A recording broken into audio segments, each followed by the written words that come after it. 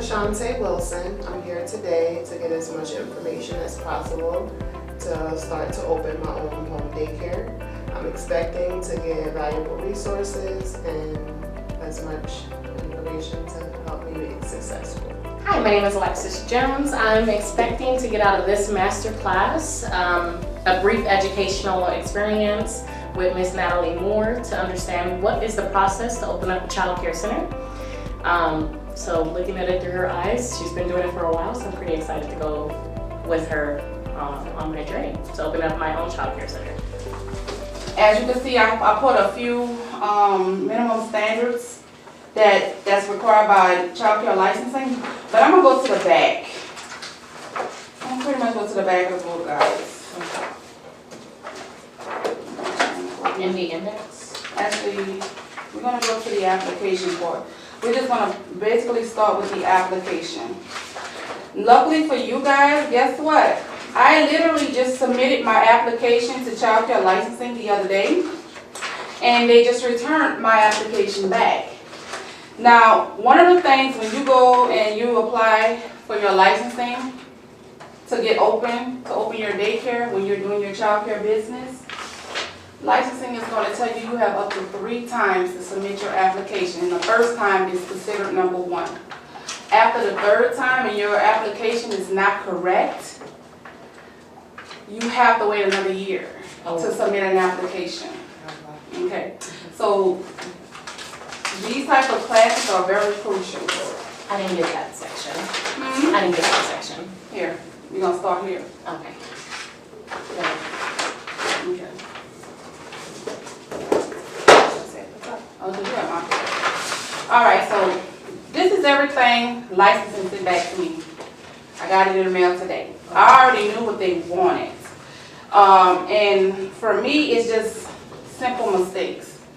So you're gonna receive a letter like this.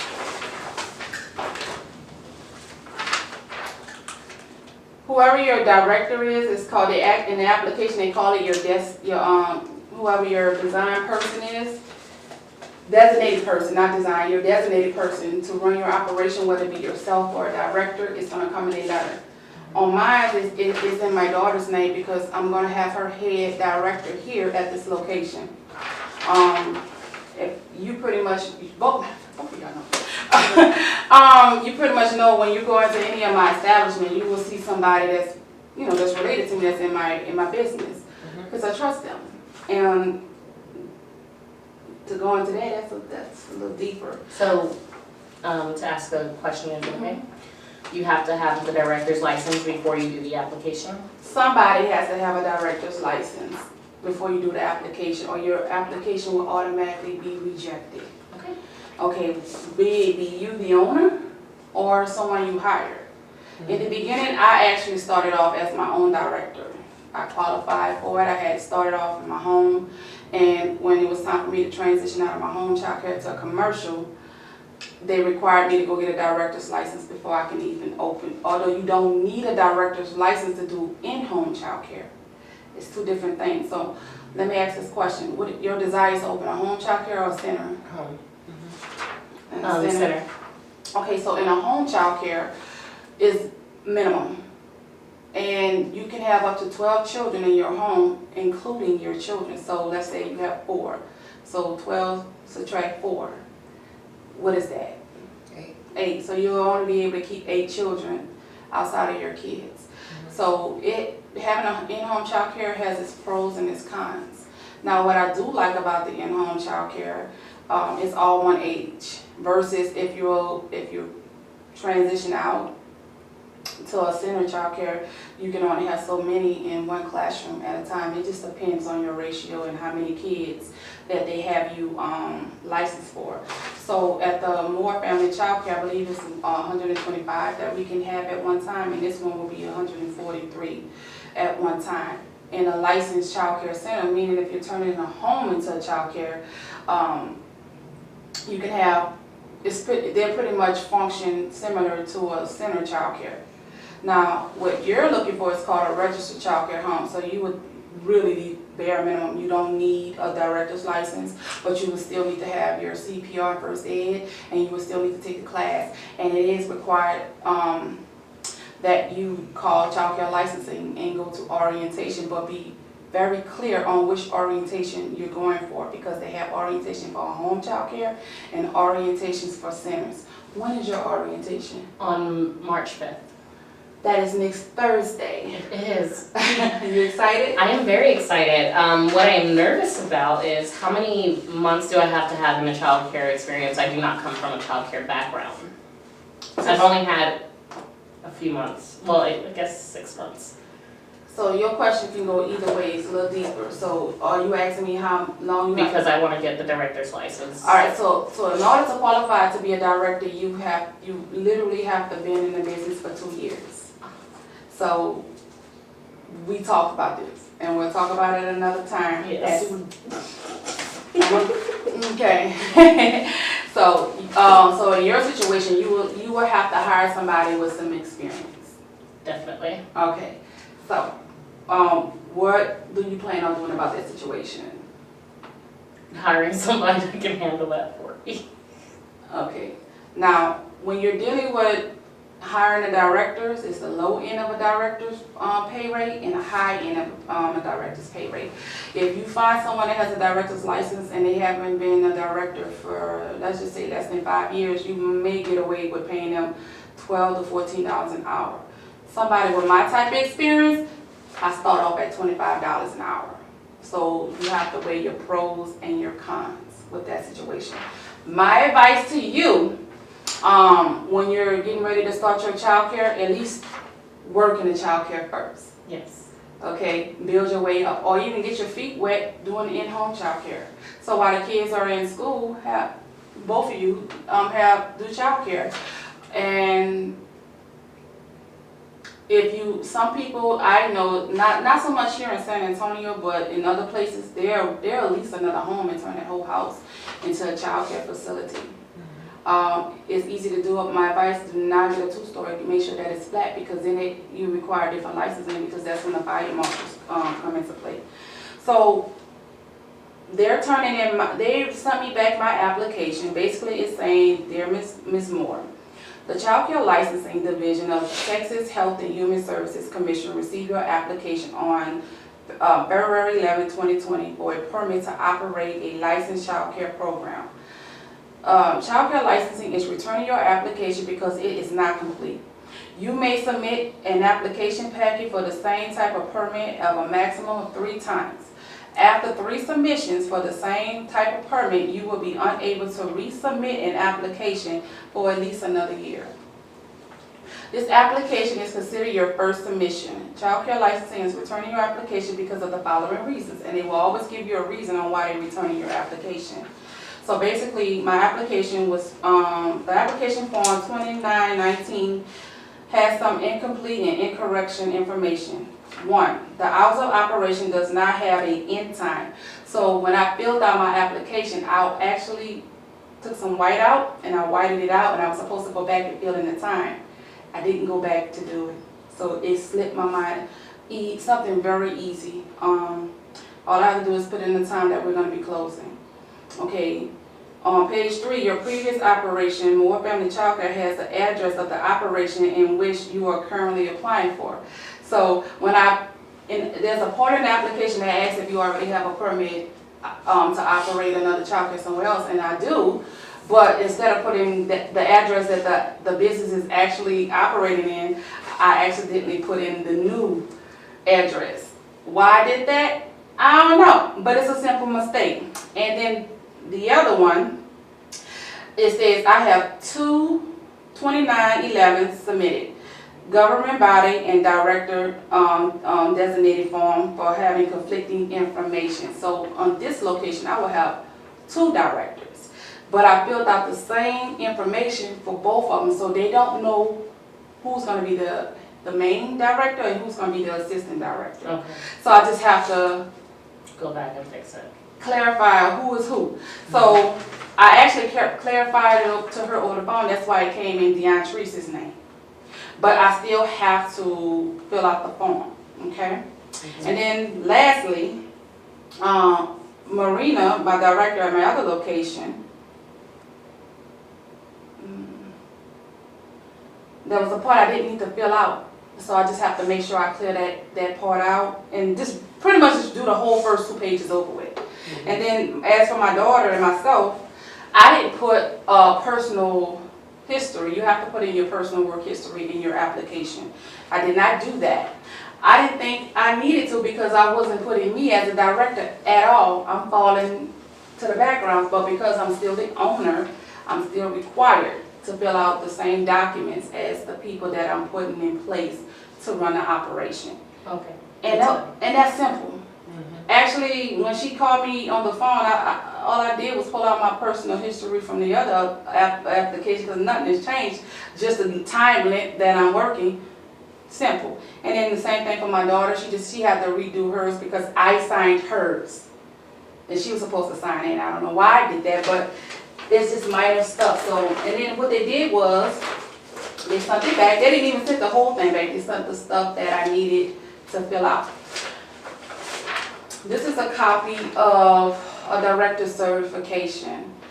With Marina, I just need to send the updated one because the time frame that I actually put this packet together, her stuff has since expired, but she's already redid it. I just have to send a copy of it. And if you're in need to get the qualifications to get your director's license out, I'm familiar with the lady that does it. She's very reasonable and she's accredited with Texas Childcare licensing. So it's really simple. Little minor stuff.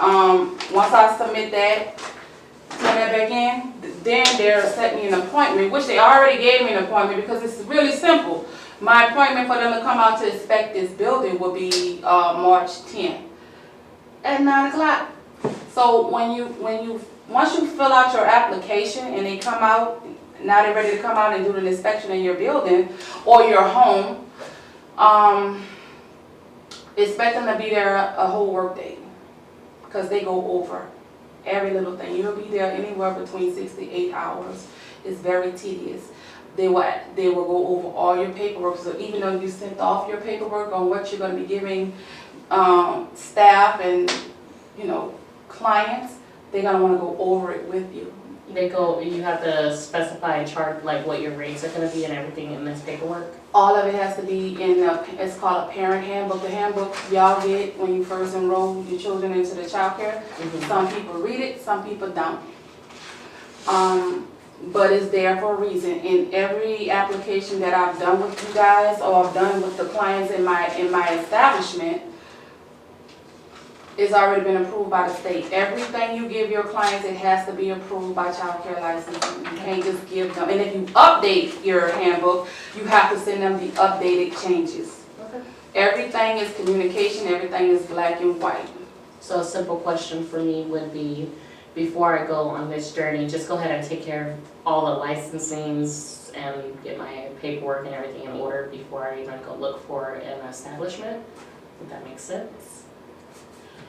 You know what? Yes, you can. My advice is to do that while you're waiting to find an establishment. Don't wait till you find an establishment. Well, no, that's what I'm saying. Yeah. Do it last, basically. Find an establishment last after all of this is done, like all the paperwork and everything. Why is not do done. it at the same time? Is that a good idea? Why wouldn't it be? Tell me why you wouldn't want to do it at the same time. Seems like a lot of paperwork. Because let me tell you why you should be doing it at the same time. Because in your paperwork you have to put. Oh, you have to put an address. You have to put the address, like in case of an emergency, like the applications I give my clients. Just in case of a fire, we have to evacuate. We have to have a designated spot. So all of that has to be in your paperwork. You have to have a floor plan inside of your handbook, and also you have to have your floor plans to submit to Child Care licensing. So I'm one of those people. I like to work efficiently and work in order. So basically, what I would end up doing is I will start my paperwork now, because by the time you get your location, you know how many times you're going to really change your mind or what it is that you really want in your paperwork. I've done it. How long I've been doing this business? But you said this is only accepted 3 times, right? 3 times, and your handbook has to be in your packet. Exactly. By the time you turn in your packet to Child Care licensing, the paperwork is about this thick. It's like you turn it in an encyclopedia. They want to know it's like you turning in a manual for your business. You're even doing a food plan in there as well? Everything. You have to have a menu. Okay, so let's go down the line. When you're turning in your packet, of course, is the application, which what we talked about. You have to have your business license, meaning it has to have your CFO that you get from the city, whether it's Waycrest, Kirby, or San Antonio. It's three. You have to know the area that you're in because all of them operate very differently.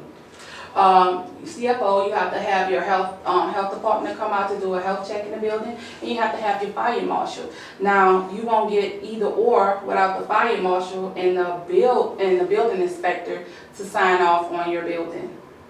You won't get your CFO until you do it. You can't even turn your application in without your certificate of occupancy. Okay? You need to have that. You also have to have a floor plan of your building. So most likely when you're turning in your application with your floor plans, when your fire marshal come out, most of the time it's a 50-50 chance they may actually have the floor plans down at whatever hall that they're in.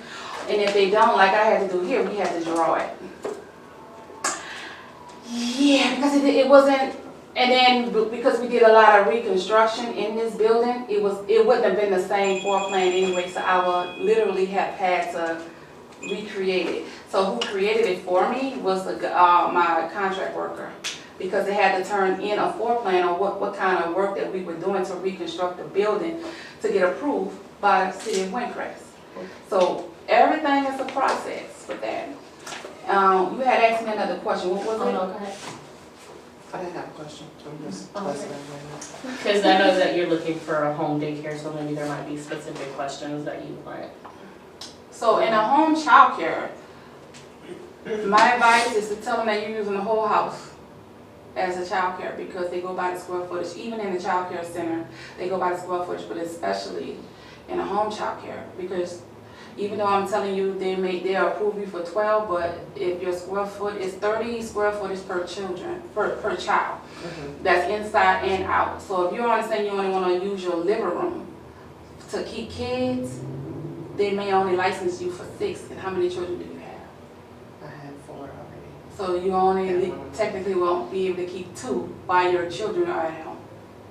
So say you want to use the whole home, except the bedrooms, Yeah. of course. So I'm glad you talked about the orientation class, because I scheduled for that one, so I need to make sure, because I heard you say you're going on the 5th. I'm sure I'm going on the 4th, but I'm pretty sure that it was for the at-home, the registered home daycare. But That's next. You going next week also? yeah, Then that's on what it March is. the 4th. Yeah, and you're Okay. going to okay, cool. Yeah, because my plan was to just do one room, because I have an extra bedroom, and I was going to turn that into like a small little childcare. With me expecting a baby, Mhm. I just wanted to have my baby and 2 other children, because from my understanding, I don't need to have all the licensing if I'm having 3 children. If I you're, was reading a lot on a lot of rules have changed, even if you're having 3 outside of a family member. Mhm. So if this is outside of your family, if you're trying to get any type of funding from the state food program, you have to be licensed. Okay. And if you're only keeping 3, then you're not applying for a register, you're hiring to be listed. And you still will have to do the proper background checks. As a matter of fact, everybody over the age 14 in your home will have to do a background check and do fingerprints. Okay. So do you recommend doing the registered opposed to a listed? Uh-huh. And here's why, because when you apply to get registered, okay, so listed, they come out one time. You probably won't hear from them anymore. Registered, they come out once a year. But when you're a registered child at home, you get the benefits. You get the CCDS, you get the food program. The food program is a program that will pay you to feed the children. Okay? It's more paperwork, but I promise you it's worth it. Who would want an additional $1,000 to $10,000 a month, depending on the size of the children, to feed kids? Yeah.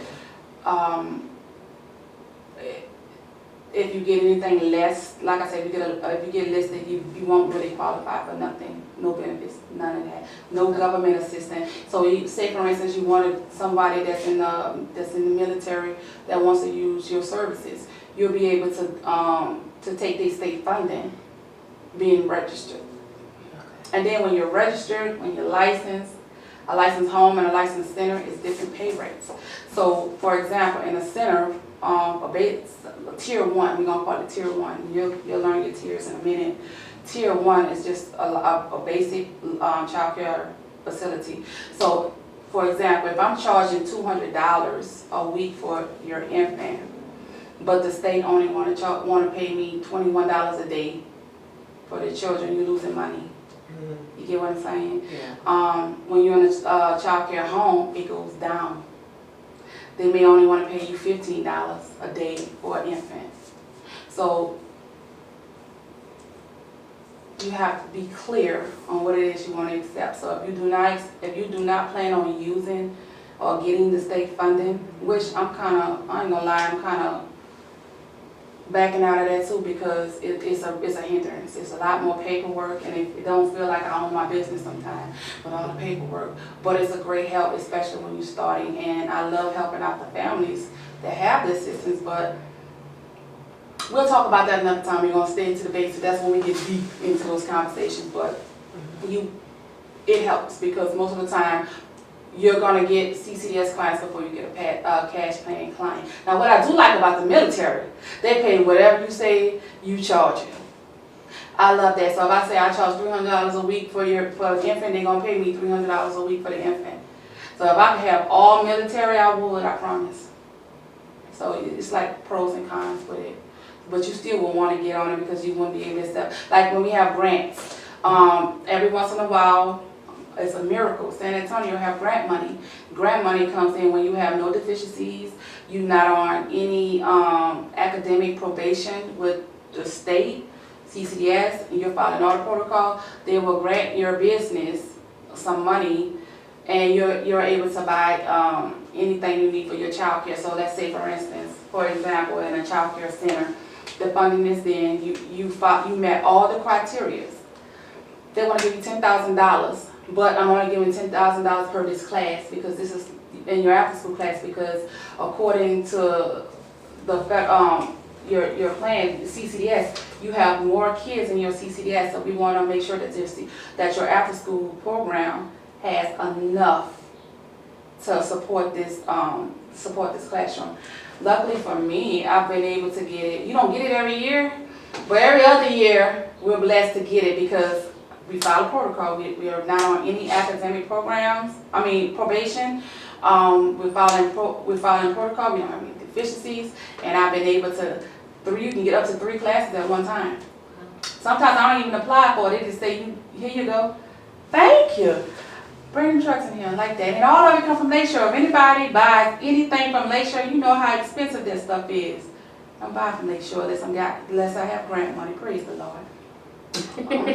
Praise the Lord. Now when I do buy from Lakeshore, it's probably like construction paper because I like to buy in bulk and paint. And the bigger your program, the more items and more stuff you have to buy. Okay? I guess a big question is, how much do you think we need to have to start from a child care home, daycare? Well, starting with a child care home, you have $300 you can open. Go to the thrift store. When you're going to the thrift store to buy your stuff, make sure that nothing is on recall. So while you buy it, all you have to do is just look up with the toy, the name of the toy, and see if it's on a recall list. If it's not on a recall list, buy it. I love to go to the thrift stores this time of year, especially right after Christmas, when everybody getting rid of all that old stuff. Be like, it's Christmas for me. Literally, last month I had 3 baskets full of stuff for my child care, and especially this one because I had to fill this one up, and I paid not even $100 for it. I was happy, very happy. Now in the beginning when I started, I didn't know how to do all that, and I spent a lot of money. And then what happens is when you open your business up and you have kids come in and they break, and you looking at them like they, like That's a lot of money. I bought that for you, but it's a lot of money. Now I don't feel bad. So have at it, kids. I'll go. It's more, plenty more where that come from. So spend your money wisely when you first started. Now in the child care center, it just depends on the type of program that you're trying to establish. So for example, let me ask you a question. How many kids do you think you'll be comfortable of keeping? 100. You'll be comfortable with starting off with 100? Anywhere between 80 and 100. See, that's cool. So you would need a building something like this size. So let's just say we're gonna start on a low ball that you'll pay starting off at $3,500 a month for rent. You can pay anywhere from $35 to $10,000 a month. It just depends on the building and the location. Location matters, the building matters, and if you're lucky enough to buy your building out just like that, God bless you. God bless you. God bless you. But to give you a round park, to be comfortable in the center for the size that you're looking for, my suggestion is to have at least anywhere between 10 to 15 grand, because you're gonna need a lot of classrooms. Now, most of that stuff is you're not gonna use all of those funds to go into to buy the stuff for the building, because I actually have somebody coming later on today that I buy my stuff from secondhand. And he can fill your classroom up, and it looks great. It's good, slightly used. They come from other daycares, either they're closing, sold them off to auction, because they get the grant money and they have to get rid of the old stuff, and they don't want to just throw it away. So he goes all around the world to pick up childcare stuff for business owners like yourself. You're going to be basically using most of your funding for license. You still have to get your building inspected. You never know what you're going to run into when you're doing a building. So, like this building, I ran into a lot of issues, and we'll talk about that another time. That cost me to come out of my pocket almost an additional $15K. Okay. Luckily for me, I had stuff to back it up. But if you're just starting out, That can really hurt financially. it can really hurt you financially. So, but that type of situation, for us to get into details about it, that goes more into my coaching program. So would it be better to start off with a smaller amount of children? Till you get a hang of it, because neither one of you guys has ever started a childcare. My personal professional opinion is to start off small and graduate up. So like for me, I started off in a strip mall. I started off with 1 suite. Okay, I got this.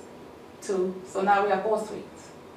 And with four suites, the square footage of it is like 3,800 square footage, which is a decent size for the amount of kids that you're saying that you won't could fit in that building. I would personally start off small. That way you don't get too overwhelmed and burnt out too fast. What I've learned from being in this business for over a decade, guys. Some people I've came across, they were so excited to get in this business and they wanted to start off big. And they started off big, and there was nothing wrong with them starting off big, but just as fast as they opened, as fast as they closed, because they got overwhelmed. Taking on the responsibility of other people's children. With 40, so how much square footage for 40 children? For 40 children, maybe 2,500. I can do that. That's reasonable. Mm-hmm. To get a decent amount of kids, I will always start off at 2,500.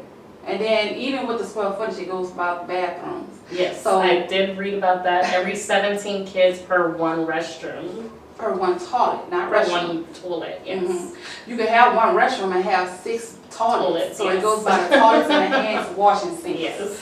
So it's 17 per 1. So even if you had, let's say for an example, a building 5,000 square footage and you only had 2 toilets. You can only have 17, 36, 38. You will literally need to get another toilet and another hand washing sink. So the more toilets you have and the more hand washing sinks you have, the better. How do you install the little toilets? Get you a contractor. Now I ain't installing it. You need a plumber. A plumber. Because what happens is they have to dig and go underground. Now they have to find a pump. And do you pay for the little toilets or the? Oh, is all that inside the contractor's fee? It just depends on the contractor. Honestly, those little toilets ain't nothing but $50, $75. That's cheap. That is so cute. They're so, I'm like, how do these daycares be getting these little bitty toilets? But here's my advice to you with those. If you're just starting out, like something that's already established, if you're not building them, I wouldn't change out the toilets. Okay. And here's why, because you're still gonna need a toilet for your adults. So if all your toilets are small, where's the restroom for the adults? It's very true. So now you have to be responsible for the children, because if it's small, the teachers are not technically allowed to use those little bitty toilets. They have to have an adult. But the children can use an adult-sized toilet. So With like a secure stepping stool, is that like allowed if you like yes, mount it you have to down have a stepping stool anyway for them to be able to wash their hands. So yes, Okay. it just, I know they're cute, but most of the times when you see those little bitty toilets, there's 2 other restrooms for adults. Yeah. But if you're going into an establishment that already has adult-sized toilets, you'll be wasting your money. Okay. I promise. Unless you plan on turning one restroom into, The children's restroom. and you're able to put stalls in there with those little bitty toilets. You know, Yeah. if I'm gonna do little bitty toilets, I wanna put 3 to 4 toilets of that size in that restroom. Yeah. And that's getting those little bitty toilets is that's easy. The plumber, on the other hand, It's a little they have pricey. to stall that. They have to dig. They have to make sure they, girl. Let that be cute. So I mean, have it's cute. a question away from this up here. When it comes to making the pricing, when I start my own daycare and when she starts hers, does the state regulate your pricing, No. like a range that you're supposed to be within? You regulate your prices. The only time it's regulated is when you take in state funding. Okay. Then it's regulated. They only want to pay you what they want to pay you. And it ain't much. Okay? But what most people don't know, you can get the remaining balance from the parents, but when you find what I've found over my years of being in this business, if they're on state funding, most likely they can't afford to pay you anyway, and that they're not going to want to pay the additional amount of money. So my advice to you is you can accept those funds, but if you're going to be in your home, I would just take cash. Personally, it's your business. It's your business. You still can run your business according to the guidelines. If I'm making any sense to you. Yeah. Okay. Like all these businesses, they belong to me, but I'm still regulated. That's just like a hair salon or barber shop. That may be that barber's business, but he's still regulated by some type of state, and they can still shut you down if you're not following proper protocols. And you said something about a bedroom and your baby. What were you trying to say? So my plan was to just have a small, like, toddlers to start off and have one room, because I have an extra room just for them to be in that one area. So But when of you're course to come out, like, that'd be the play area, because it's a playroom right now. Mhm. So have like their tables and stuff in there. When it's time for them to eat, they can come out and come to the kitchen. The restroom is accessible, but that is the main area. So what I want you to make sure to do when you're talking to state and parents is watch your wording. Never tell state, never tell the parents that they're only going to be in this one room. As a parent, if I'm coming to your in-home child care to enroll my babies, and you telling me my baby's going to be in this one room all day inside of a house, my baby's not coming there. Then on the other hand, if you're telling licensing that they're only going to be in this room here and this room here, they're going to, what if the square footage in that room is what? 112 square footage. Basically, you'll only be able to put 3 kids in that space. So, say you're going to use your whole bottom level. You have a flat, then you're going to use the whole house except the bedrooms. And they're going, because when they first come in, they're going to measure every inch of your home. Then they're going to measure your backyard, okay? So measurements matter. So I'm saying 12, but your measurements may not match. Your yard may not be big enough. And if you're only saying you're using this bedroom or just this living room, I'm only going to give you 4 kids. So wording matters. So don't say I'm only using this. Say I'm using my home. And let them determine what you can and what you cannot use, because you want to get the max, period. And when it comes down to babies, since you're pregnant, I just want you to know that especially inside of a registered childcare home, even though they're telling you that you can have 12, babies, infants counts as 2. So, how many, you say you have 4, including this one? No, this makes 5. So, in childcare licensing's eyes, that's 6. So what? Only be 6 others Mhm. outside of the home. Now, if, But, I during- forgot to tell you, anyone that's over the age 13, anyone that's over the age 13 and up, they will not be counted in your ratio, and I think you have a 13-year-old, right? Yeah. So she won't be counted in your ratio, okay. but she will need to get background checks. Even for 13, she has Yes. background and Everybody, fingerprinting? Mhm. Okay. Even if she's at school? Yes, Oh, wow, okay, that's their rules. okay. Mhm. Once they're no longer able to be counted in your ratio, that you are responsible to make sure that they get fingerprints. So her fingerprints and background checks will need to be in your application. Okay. Your husband too. So everybody that's older, 13 and above, they have to have background checks, and it has to be in your application. Okay. Mhm. And if somebody has something on their background and it comes back, let's just say they have something with drugs on their background, you will automatically be disqualified. Or they will tell you, if they live there, you will automatically be disqualified. You won't be able to do it. That you will have to do your business away from the home. And even once you do it away from the home, that person won't be able to come to the establishment. Okay. Mhm. We'll talk about that another time. Okay. You have any questions about that also? Mhm. Yeah, there's certain things on your background that will prohibit you from being able to operate a childcare business. Basically, you're gonna have to have a squeaky clean record when you're doing it. No drugs, of course, no pedophile stuff. You You know know. what I mean? No domestic violence, because then it opens a whole entirely different case of worms. You can't have any of that on your background. And the person that's with you, they can't have any of that on their background once you get ready to get established. So if you're, like for me in a center, my person may or may not come, but they're only required to get a background if they're there constantly. And what childcare license means constantly, they're there 2 or more times a week. During operational hours. During operational hours. Now, I'm not talking about sitting in the parking lot, I'm talking about coming inside of the building and just sitting in your office. You can't just have them sit in your office. You can't do that. Now, loopholes are if they're there to fix something and they're working as a vendor. You use that however you want to.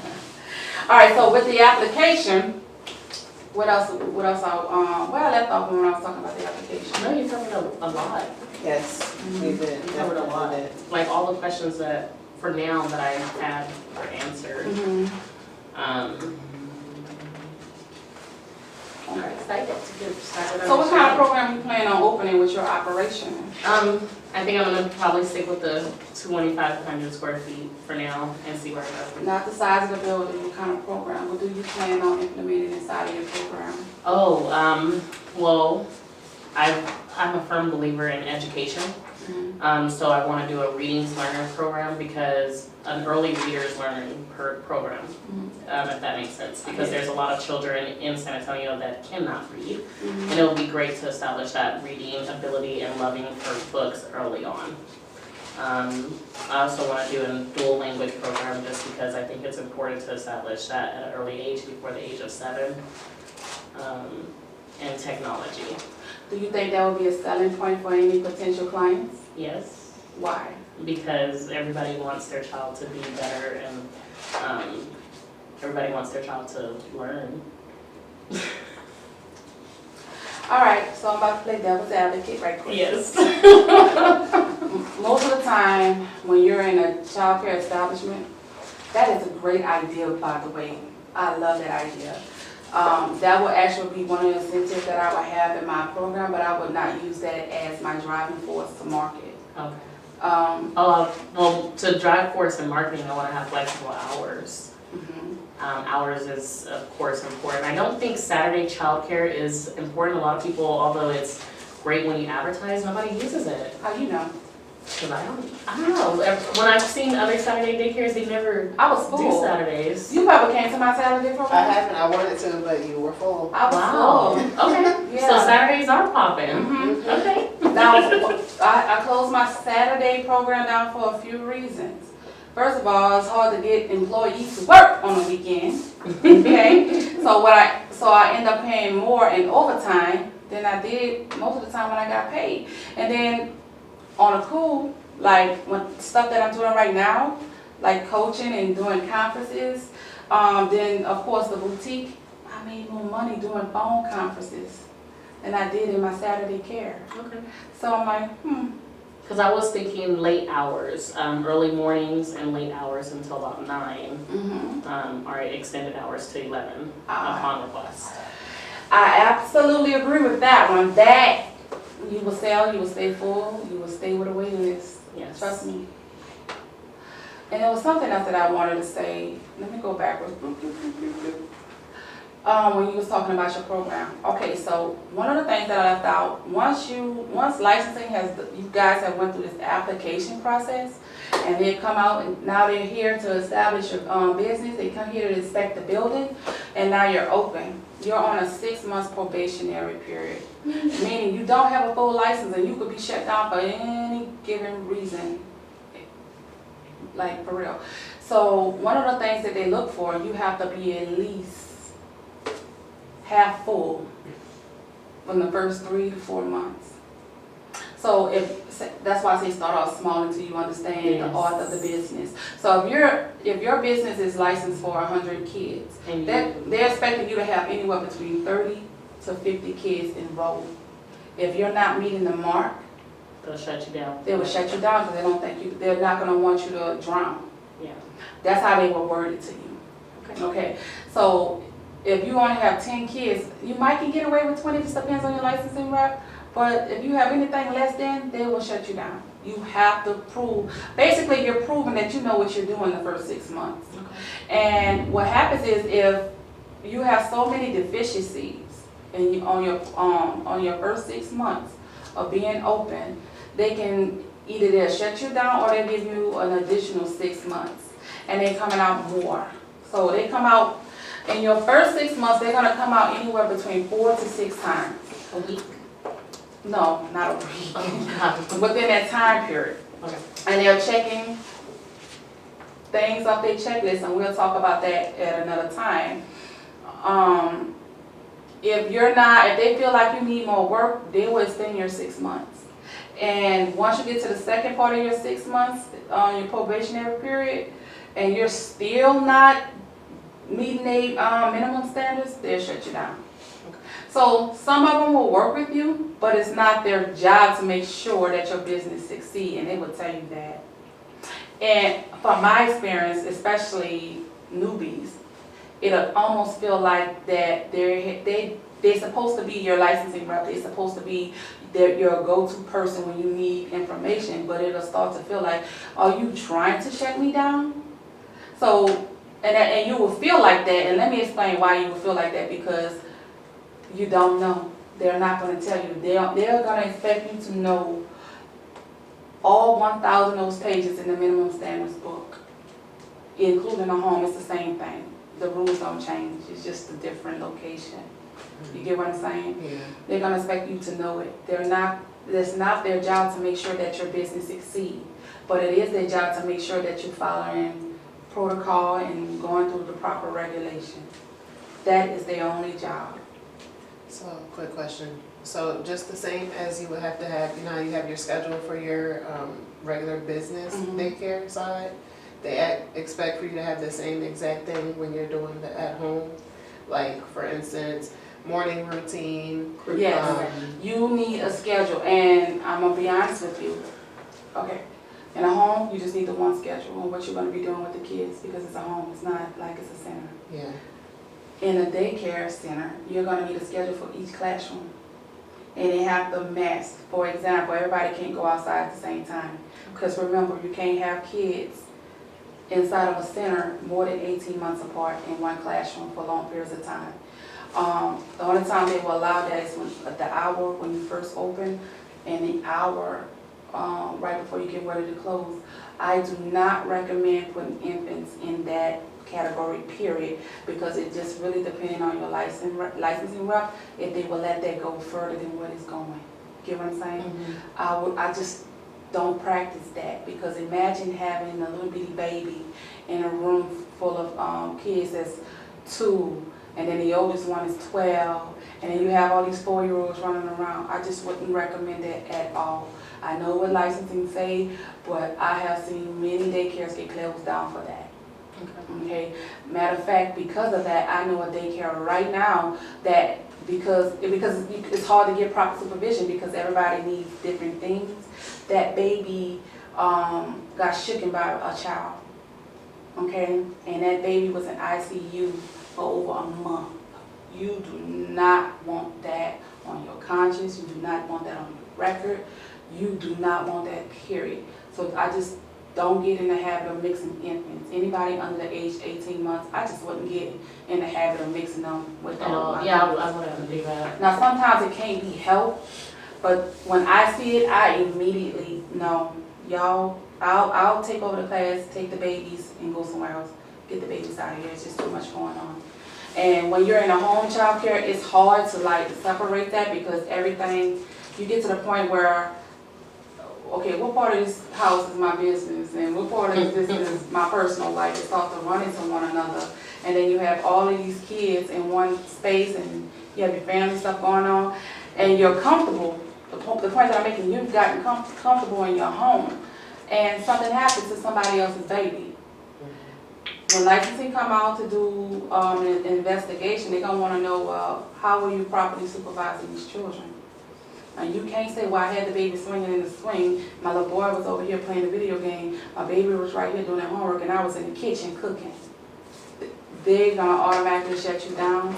And this is, like I said, this is childcare. This childcare business is a serious business.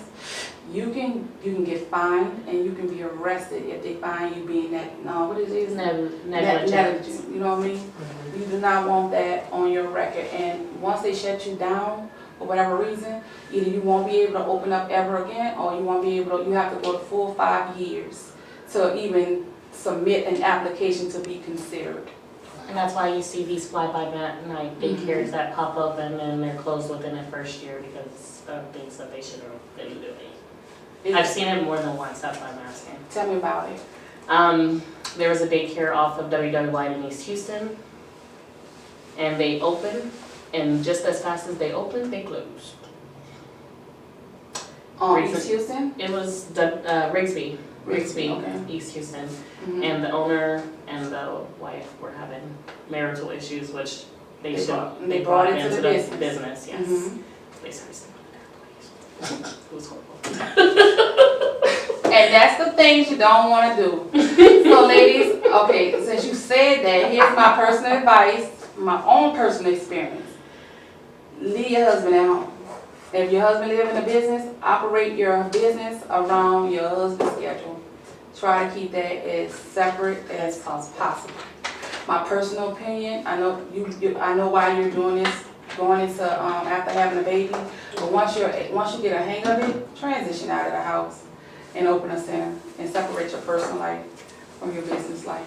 And you're gonna see what I'm saying. I'm not gonna plant any seeds because everybody's experience is different. But everybody that I've met that had in-home childcare ran into these same issues, okay? Mm-hmm. Keep it as professional as possible. And when you're starting out, it's okay to start off with your family, but eventually graduate that out. Now, it works for me because my mom is my mom. And my mom and my daughter, we've been doing this for years inside of the house, so we learned together. Now, what I have learned, we all have different personalities. Most of the time, when my mom's on the schedule, you won't see me. If my daughter's there and she's on the schedule, you won't see me. And now, my daughter's coming over to another location, And when my mom's in town, she'll be in the evening time. I'm there in the morning. Whatever shift she's on, I'm on the opposite. Because I've learned how to balance it. Because what end up happening, sometimes you forget where you're at. Your mom will always be your mom. If your mom sees something she don't like about you, she gonna address it. I don't care. She don't care where you at. So I separated. But it took years for me to understand that. So and by the way, because both of you guys have kids, when you're in the child care business, whether it's your home or center, you cannot chastise your kids like you would in your private life. You cannot yell at your kids like that. You cannot hit your kids because you're still under a license, you'll still get a charge. Okay? You can't do it. So one of the last questions that I probably have would be, how do you recommend these daycares that are opening, how do you recommend they become successful within the first 6 months? Like, what is your recommendation? Follow protocol. Market. Most people they think because they're... What is the most important thing in marketing then? Because you remember you were saying, oh, you like my ideas, but maybe going to a little bit deeper, or... How did you find me? Google. How did you find me? My kids go to your daycare. But how did you find me? Word of mouth. Initially. Word of We mouth. transitioned I was from looking up one hours. to another. Daycares, I was looking up Yeah. daycares open late. Yeah, I had issues with the daycare they were originally going to, and there were some other moms that had the same issues, and they wound up transitioning to your facility. And how did they find me? I'm not sure. More But I senior- know once I got the information from them, I contacted you and got the tour, which was wonderful. Yeah, and Just I having did the that. same thing. And how did you find out about this program on today? Facebook. Did I answer your question? Yes. Okay. Well, it's interesting, yes. So marketing. Marketing, basically just consistency. You have to stay constant. You have to do it every day. Some people, they market today and they don't market tomorrow. I do a lot of marketing with all of my platforms. Like right now, we are recording this because I'm going to use this video for some other type of marketing. When you're in your childcare business, even if you're just taking a simple picture of the cook made something look good today, take a picture of it, write a story about it. Like, ooh, yummy, the kids are gonna enjoy this yummy hamburger and tater tots today with some cold glass of milk. Now, it may sound corny, but somebody gonna call you because they don't like what their children are eating at another daycare. Like when the kids are in learning mode, like at 9 o'clock, we typically like to start our, what's it called? Curriculums, our server time. Sometimes if I'm there, I will record or I'll take a picture of it and I just write a story about it. This is a telltale state. Don't tell me what your program can do. Show me what your program can do. And all of that is easy marketing materials. Even with me, just like for any other business that I do, even if I'm just trying on a dress, I'm gonna take a picture of it and just boost it or something, make it turn a simple selfie into some type of marketing tactic. You have to be consistent. You have to do it daily. You have to almost do it every day. You have to stay in front of your audience. I don't care what business you're in or what it is you're doing. Like behind the scenes, the guy that that's filming us right now, I saw him because of his marketing off of somebody else's page. She tagged him, and then when I clicked on it, then I started seeing him regularly. Then I put an ad in, like, I need a photographer for blah, blah, blah, blah. And then I had a few people tag his name in. Marketing, constant. And if he wouldn't constantly be putting out the type of content that he's putting out, yeah, I heard about it, but I don't see his work he do. Matter of fact, I know a lot of people that recommended me to certain people, but I don't see what they're doing.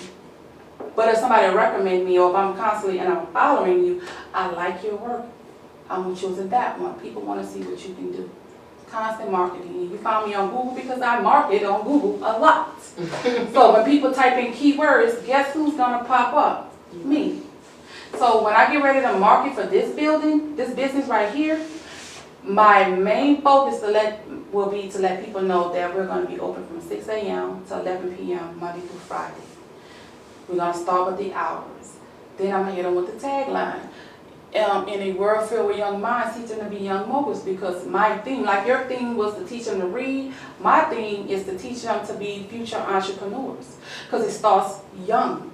Yes. You know, most in the school system, like you saying, they don't teach our kids how to I'm read. doing educational finance because it's so important, and then separate from this, I'm actually going to, I've already talked to you about it, homeschooling my children, because I don't feel like they're not teaching our children anymore. It's all about a test. It is. There's no reason why there should be children that are in the 6th grade that cannot read.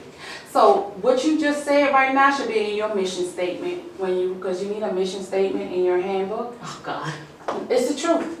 That is a great mission statement for you. Like, the reason why I started this business because of our school system. We have a lot of kids that can't read, so my mission is to teach your children how to succeed beyond a test. See?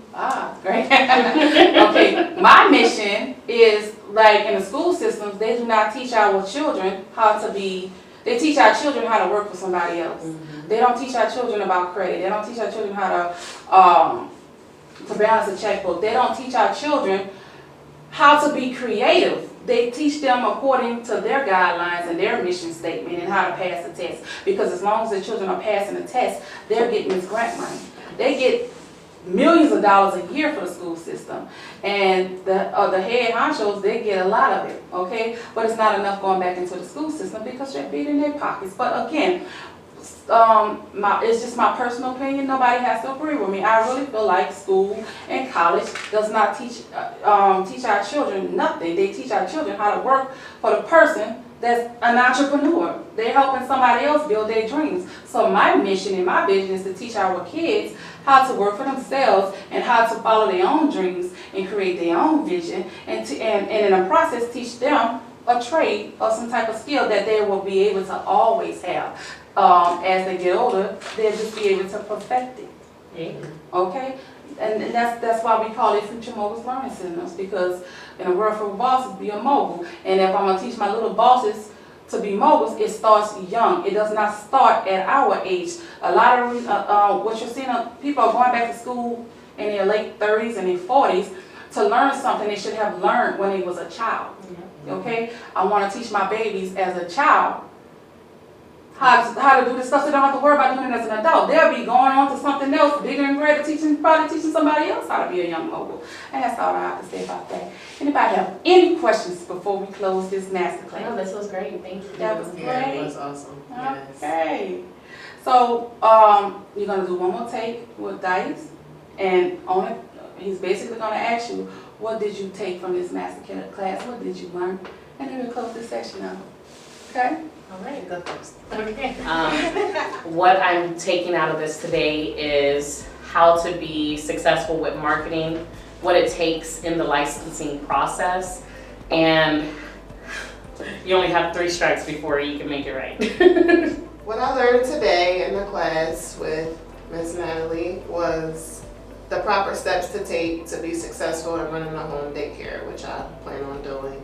Thank you guys for coming out to my first masterclass in 2020. I want to invite you guys to come out to my next event that we'll be having in New Orleans sometime at the end of this year. I am so excited about that. You'll get to learn about marketing, branding, and so much more when it comes down to starting and operating any business. So I see you guys in New Orleans. Thank you guys for joining us today with Childcare Boss Marketing.